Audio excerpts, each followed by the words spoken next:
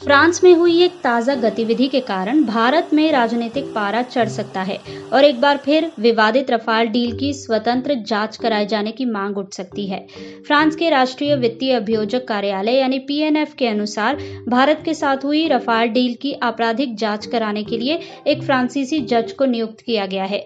PNF ने शुक्रवार को इसकी जानकारी दी है। 2016 में भारत के साथ हुई इस करोड़ों रुपए की विवादित फाइटर जेट डील पर भ्रष्टाचार के आरोप लगते रहे हैं।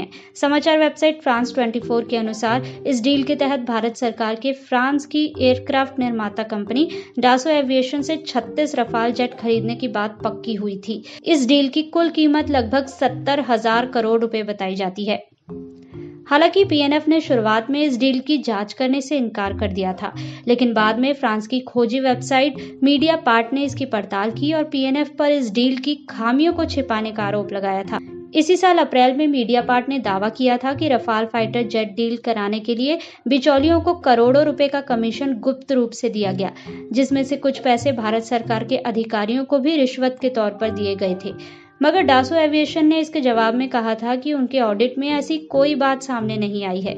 अब पीएनएफ द्वारा रफाल डील की आपराधिक जांच की बात कहे जाने पर मीडिया पार्ट ने कहा है कि हमने पहले ही इस डील में भ्रष्टाचार और पक्षपात की बात कही थी। हमने अपनी रिपोर्ट के जरिए दुनिया में ये बताने की कोशिश की थी कि डासो एविएशन ने भारत के प्रधानमंत्री के बहुत करीबी और उनके स्थानीय साथी अनिल अंबानी पर एक बड़ा वित्तीय उपकार किया है। मीडिया पार्ट ने रफाल डील की फाइलों को पेरिस के वित्तीय केंद्र की सबसे संवेदनशील कानूनी फाइलें बताया है। मीडिया पार्ट की खोजी पत्रकार यान फिलिपीन ने बताया कि इस बेहद संवेदनशील रफाल डील की जांच पीएनएफ द्वारा आधिकारिक रूप से 14 जून को ही शुरू कर दी गई थी। माना जा रहा है कि पीएनएफ ने मीडिया पार्ट द्वारा अप्रैल 2021 में सिलसिलेवार ढंग से छापी गई खोजी रिपोर्टों के दबाव में आकर ही जांच शुरू की है। समाचार एजेंसी एएफपी के मुताबिक मीडिया पार्ट की रिपोर्टों के बाद आर्थिक अपराधों में विशेषज्ञता रखने वाले फ्रांस के एनजीओ शेरपा ने इस डील के खिलाफ आधिकारिक शिकायत दर्ज करवाई थी। इस शिकायत में शेरपा ने भ्रष्टाचार और डील के लिए अपने प्रभाव का इस्तेमाल किए जाने जैसे आरोप लगाए, जिसके बाद एक मजिस्ट्रेट को इस डील की जांच करने के लिए नियुक्त किया गया। शेरपा ने इससे पहले 2018 में भी इस डील की जांच की मांग की थी, लेकिन पीएनएफ ने उस पर कोई कदम नहीं उठाया था।